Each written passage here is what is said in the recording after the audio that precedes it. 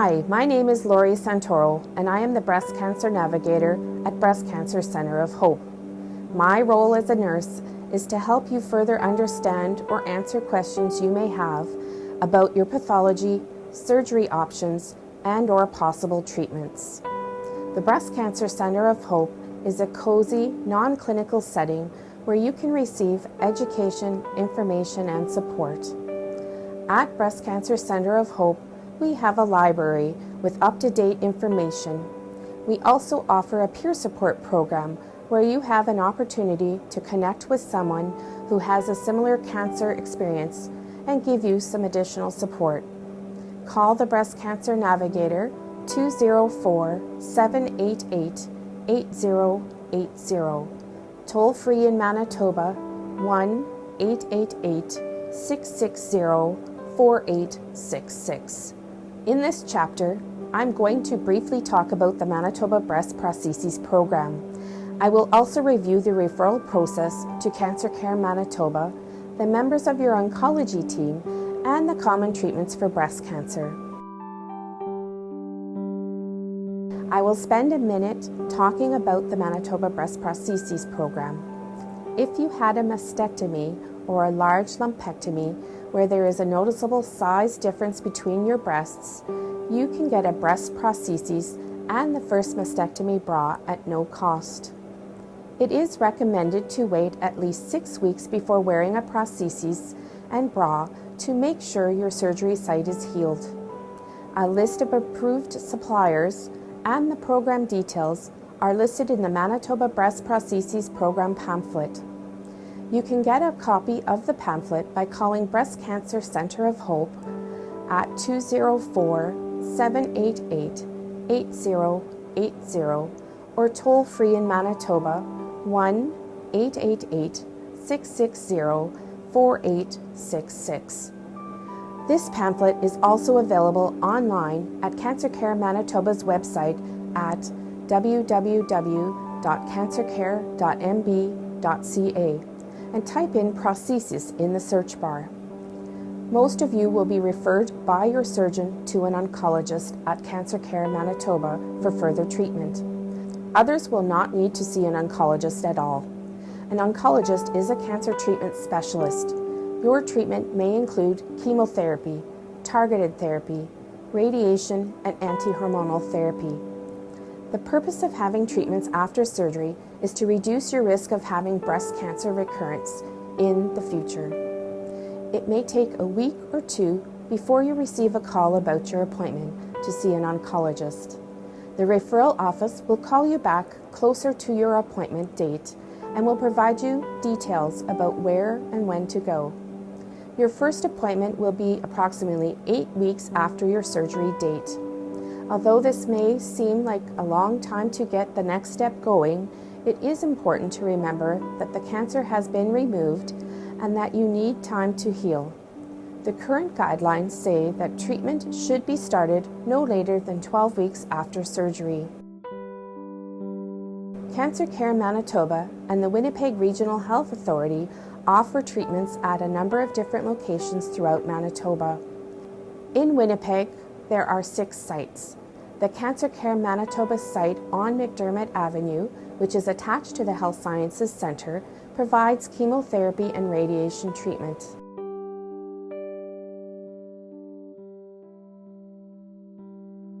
The Cancer Care Manitoba site on Taché Avenue, which is in St. Boniface Hospital, provides chemotherapy treatment.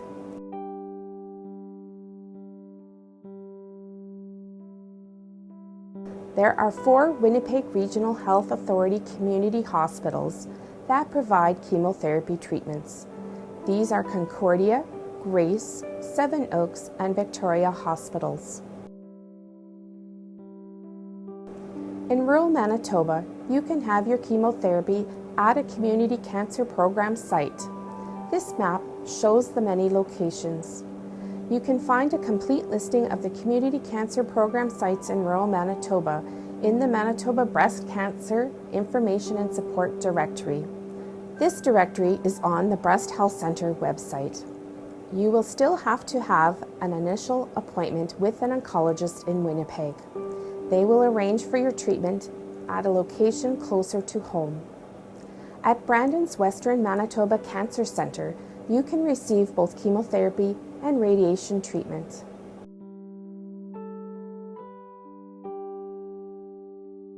The oncologist will go over your pathology report with you and will discuss your treatment plan. The oncologist will discuss the risks, benefits, and potential side effects of the treatments. Treatments are evidence-based. That means the information was gathered from research results from patients who had breast cancer to determine the best treatment for the different types of cancer. This allows the oncologist to choose the treatment plan best for you. Prior to this appointment, or at any time during your treatments, tests such as CT scans, blood tests, bone scan, or MUGA, a heart scan, may be ordered as needed. If these tests happen prior to this appointment, your oncologist will review the results with you, as well as completing a physical exam to ensure you are healed from surgery and ready for treatment. As I've already said, treatments are evidence-based. Evidence is gathered through research. Your oncologist may ask if you want to be in a clinical trial. People often worry if they agree to be in a clinical trial that they might not get the best treatment. This is not the case. If you agree to participate in a clinical trial, you are not putting yourself at risk for treating your cancer, but instead, you are allowing the researchers to compare different treatments against each other. You will have a team of experts caring for you along this journey. Just like you have seen your surgeon for surgery, now you will see other team members for the next part of your treatment. Working together, they will come up with a care plan that works best for you. There are a number of cancer specialists that will meet with you regarding your treatment. You might meet with a medical oncologist, a radiation oncologist, a family practitioner in oncology, and a pharmacist. It will all depend on the type of treatment you will need. It is a good idea to bring someone with you for support and to help you remember everything that will be talked about. A medical oncologist will review your cancer reports and will decide on what type of treatment is best for you. There are 3 kinds of therapy: chemotherapy, anti-hormonal therapy, and targeted therapy. These are called systemic therapies because they work on your whole body. A family practitioner in oncology is a doctor with oncology training who works with the medical oncologist.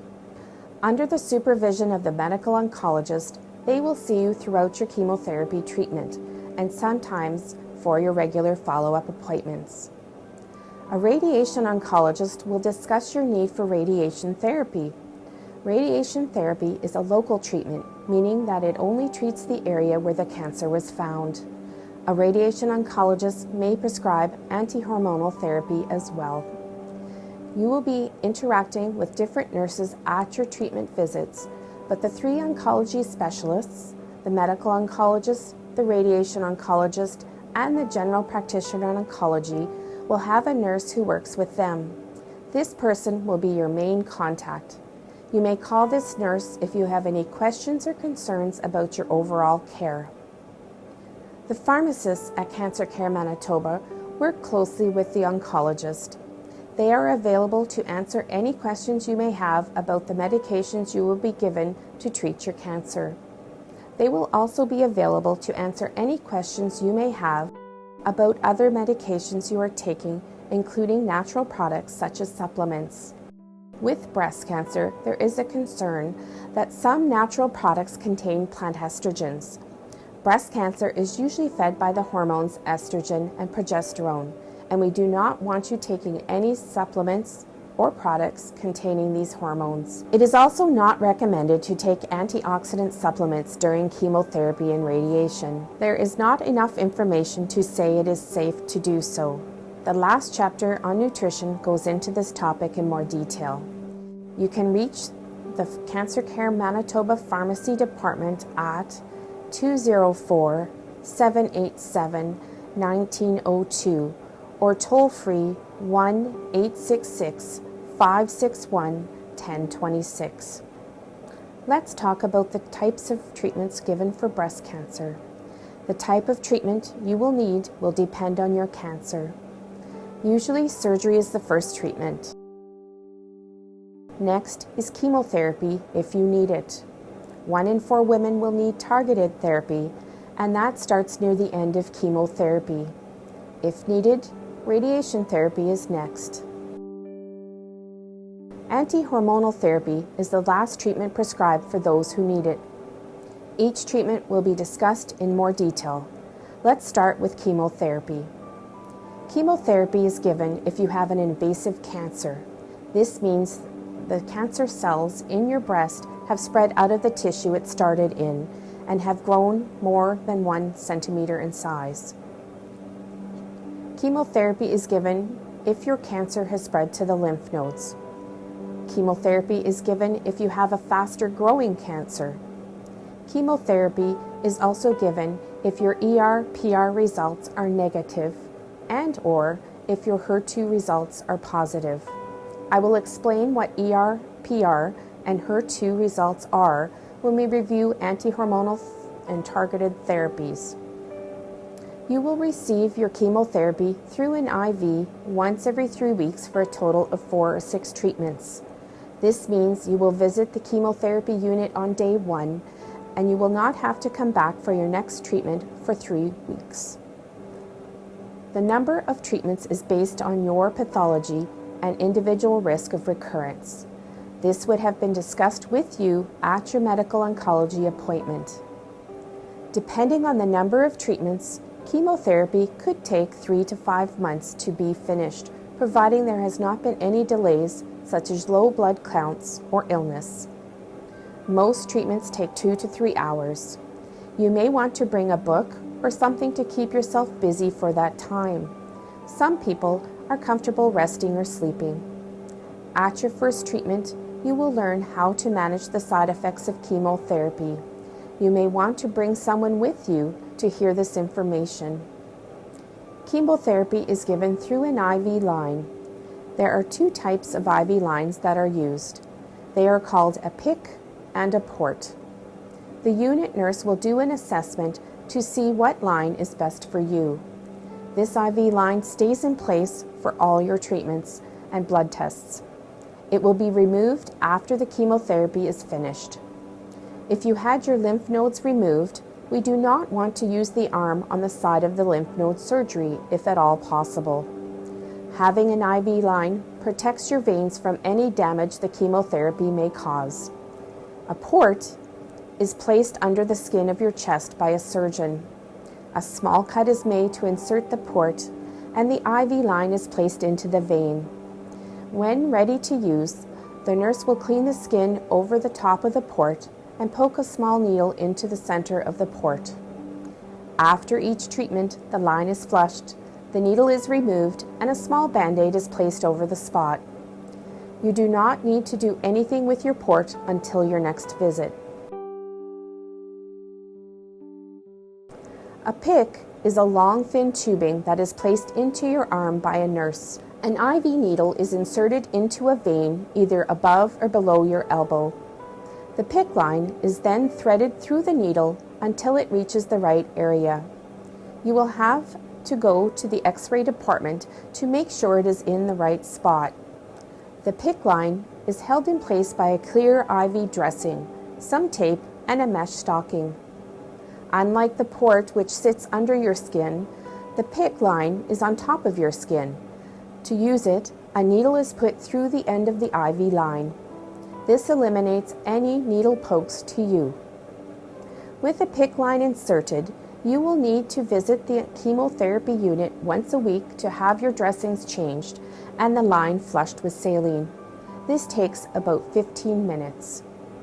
The dressing and line must be kept clean and dry. You will be given a plastic shower sleeve to help you keep the PICC dry when showering.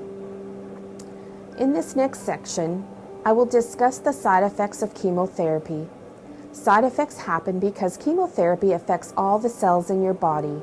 The bad cells will die and the good cells will repair themselves. You may not get all the side effects that you have been told about. most of the side effects will start soon after your first treatment. You might feel weak and tired for the first 3 to 4 days after receiving treatment. Let's review the more common side effects.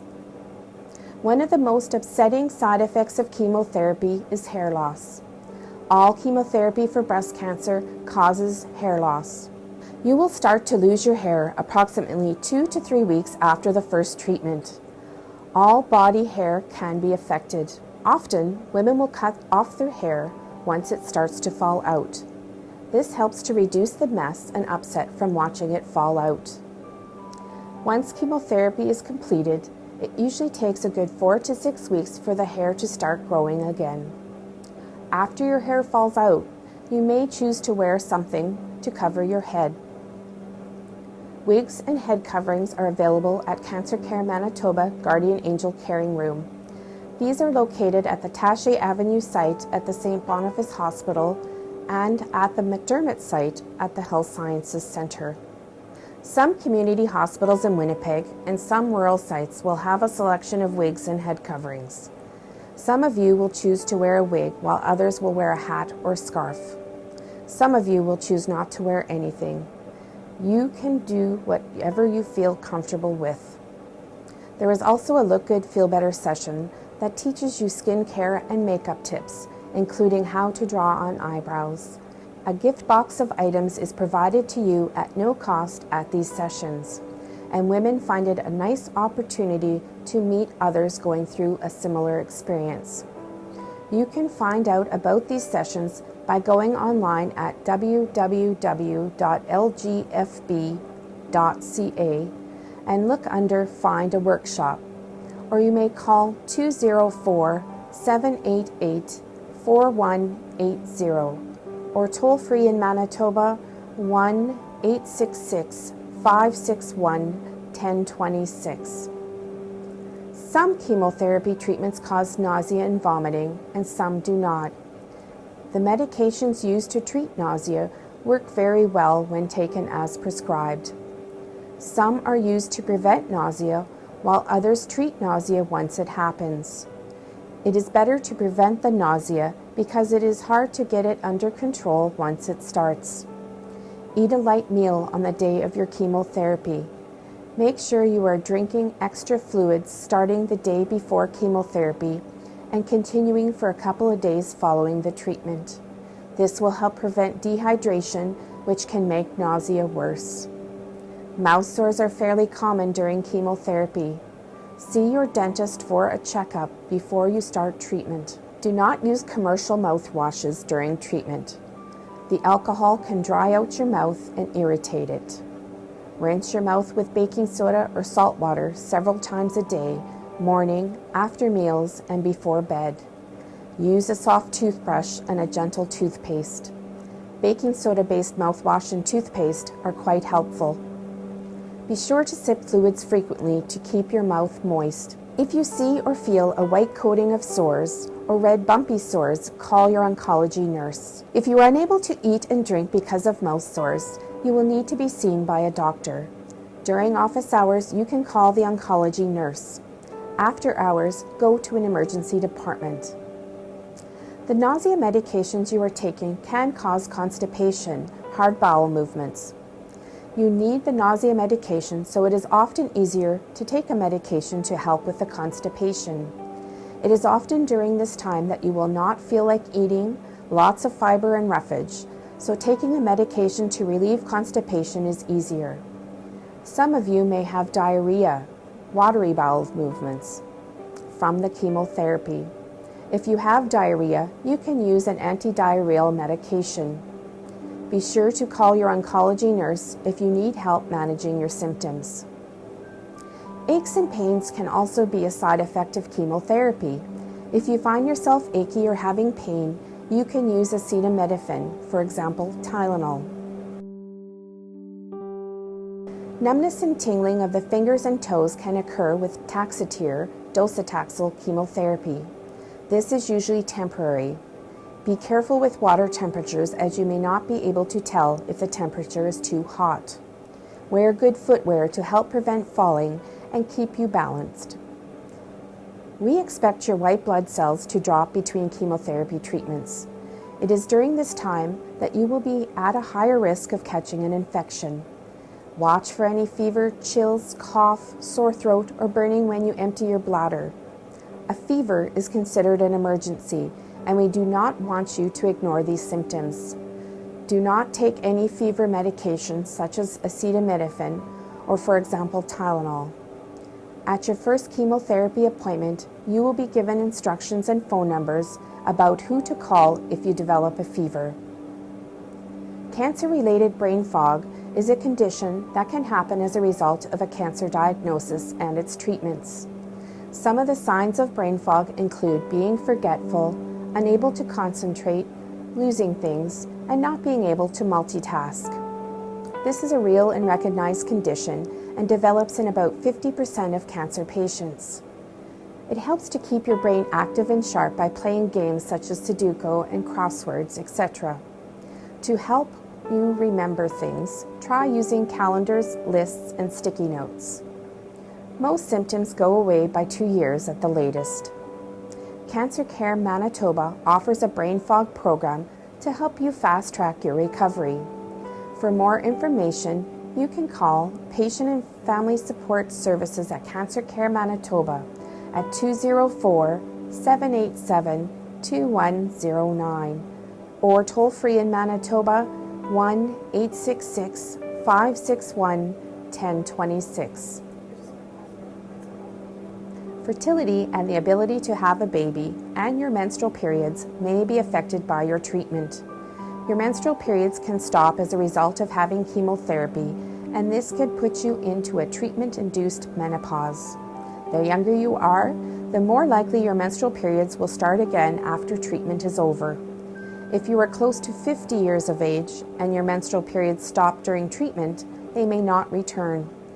If you still want to consider having a baby after breast cancer, talk to your oncologist before you start chemotherapy. Sometimes the menopause is permanent and you will not be able to get pregnant. Referrals to Heartland Fertility and Gynecology Clinic can be arranged by the oncologist. It is not recommended to become pregnant while taking any treatments for breast cancer. Use condoms and spermicidal jelly for birth control. Do not use any form of birth control containing hormones.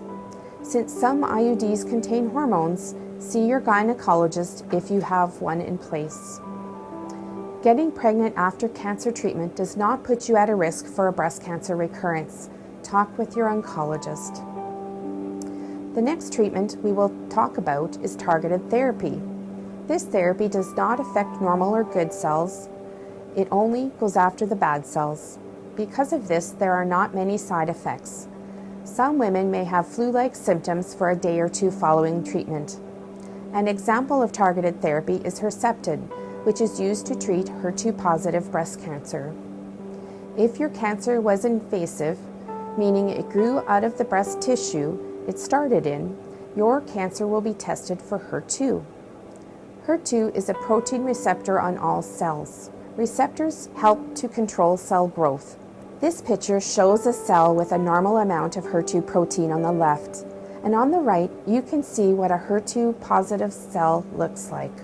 If your cancer is HER2 positive, the cancer is more aggressive and needs targeted therapy.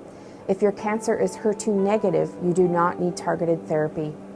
Approximately 25%, or 1 in 4 breast cancers, are HER2 positive. The targeted therapy Herceptin reduces the risk of a cancer recurrence by approximately 50%. Herceptin is given by IV once every 3 weeks for a total of 1 year. During this time, your heart will be monitored every 3 months with a MUGA scan to make sure Herceptin does not damage your heart.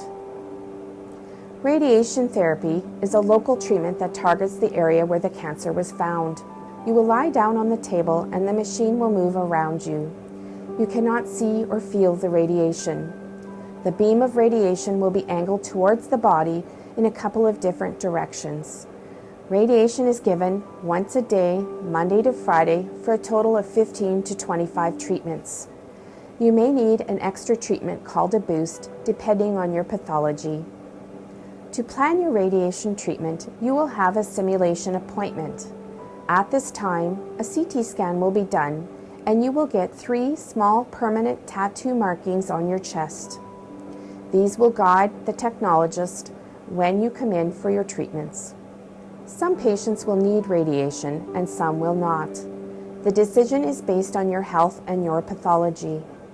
Radiation therapy is usually given to patients who have had a lumpectomy, who have had cancer in their lymph nodes, and who have had positive margins that cannot be surgically removed.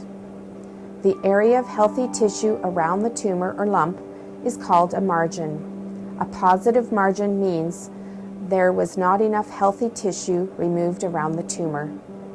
This picture shows how your arm will be placed during treatment. The weight of your arm and your elbow will be supported and you will have a handle to hold on to. It is important to do your arm exercises after surgery so your arm is flexible in time for radiation treatment. The yellow area in the picture is where the radiation therapy is given. Side effects of radiation will include fatigue or tiredness from getting the treatment itself. Going back and forth to treatment every day can be tiring, and you may want to think about asking someone to drive you. There is a volunteer driver program you can use through the Canadian Cancer Society. This information can be found in the Manitoba Breast Cancer Information and Support Directory under Transportation Services. You will be taught how to take care of your skin during treatment. It is common for your skin to react to the radiation treatments. It can look tanned, pink or red, and your skin may peel or blister. If you have any issues with your skin, there are nurse specialists in the treatment area trained to help you. Your treatments are carefully planned and the angle of the beam is precise. But we know radiation can still cause scarring to the lung. The heart may be scarred if you have radiation to the left breast. Even though your radiation treatments reduce the risk of a breast cancer recurrence, there is a small risk that a secondary new cancer can develop in the radiated treated area. These risks will be discussed with you at your appointment with the oncologist. Now I will review anti-hormonal therapy. This therapy is not chemotherapy. It is a hormonal therapy treatment that either blocks hormones or prevents your body from making any hormones that could feed your cancer. There are different medications used depending on how your body makes hormones. Your oncologist will talk to you about what medication is best. A hormone helps your body to work properly. Some hormones can feed breast cancer and make it grow. Your biopsy tissue was checked to see if there were estrogen and progesterone receptors present. Receptors are small protein molecules that sit on the outside of the breast cancer cells that control cell growth. If we see these receptors, that is called a positive result, and that means that your cancer was fed by estrogen and/or progesterone. Hormonal positive breast cancer is the most common type, and there are many ways to treat it. If you had a negative result, your cancer was not fed by hormones, and you will not need anti-hormonal therapy. Anti-hormonal therapy is a pill taken daily, and it is given for at least 5 years. Sometimes this therapy is offered for a longer time, up to 10 years, based on your risk. Or it may be recommended that you change therapies during this time. Again, your oncologist will talk to you about what drug is best for you and how long you should take it. I will give you a little bit more information about hormones. Postmenopausal women think that their bodies stop producing hormones, and most women think that removing their ovaries will do the same thing. We know this is not true, and this is why completing treatment is so important. When you become postmenopausal, your body continues to make hormones. The adrenal glands are little glands that sit on top of your kidneys. They convert or change male hormones that you have into female hormones. This takes place in many of the body's tissues, most commonly in fat. It is important to stay on the hormonal therapy treatments for the recommended time because it can significantly lower the risk of your breast cancer from coming back. It can also prevent a new breast cancer from developing. Currently, there are 4 anti-hormonal medications used. Tamoxifen is a hormone-blocking medication. Arimidex anastrozole, Aromacin exemestane, and Femara letrozole are aromatase inhibitors that stop your body from making hormones. Because the anti-hormonal therapies are stopping your hormones from feeding your cancer, a lot of the side effects are similar to menopausal symptoms. You may have hot flashes, vaginal dryness, and/or discharge. Your oncologist will discuss these and other side effects further with you. If you have any questions about your medication or side effects at any time, before, during, or after your treatment, please call the Breast Cancer Navigator at Breast Cancer Center of Hope at 204-788-8014 or toll-free in Manitoba 1-888-660-4866. This ends the session on cancer treatment. After your chemotherapy and/or radiation treatments are completed, we encourage you to attend a Moving Forward After Breast Cancer session. This will help you move past the cancer experience by providing you with information and support. A common question asked by patients is whether they should have genetic testing. Genetic counseling is available to you if there is a concern that an inherited gene mutation may have caused your cancer. Only 5 to 10% of all breast cancers are known to be an inherited gene mutation. The genetic program has specific criteria for those eligible to be tested. Talk to your oncologist if you are interested or have questions about this. The Manitoba Breast Tumor Bank collects breast tissue and related clinical data about breast cancer. Some of you may have already agreed and signed a release to participate in this tumor bank. A small sample from your tumor taken at the time of surgery is stored in the pathology department and will be used for research. This helps to support ongoing cancer research in Manitoba, Canada, and internationally. It is not too late to participate. You can call the Breast Cancer Navigator at Breast Cancer Center of Hope for more information at 204-788-8014 or toll-free in Manitoba 1-888-660-4866. As you are looking for information on the internet, we want you to be cautious. Not all information is reliable and safe. You received a list of reliable websites in your Breast Health Center information package. This list is also available on the Breast Health Center's website, along with many other educational resources. Always discuss information found online with your healthcare team. The link to the National Library of Science shown on the screen has very helpful information on evaluating websites on health. You have received a lot of information in this chapter. Please feel free to call the Breast Cancer Navigator for any information or support whenever you need it at 204-788-8014 or toll-free in Manitoba 1-888-660-4866.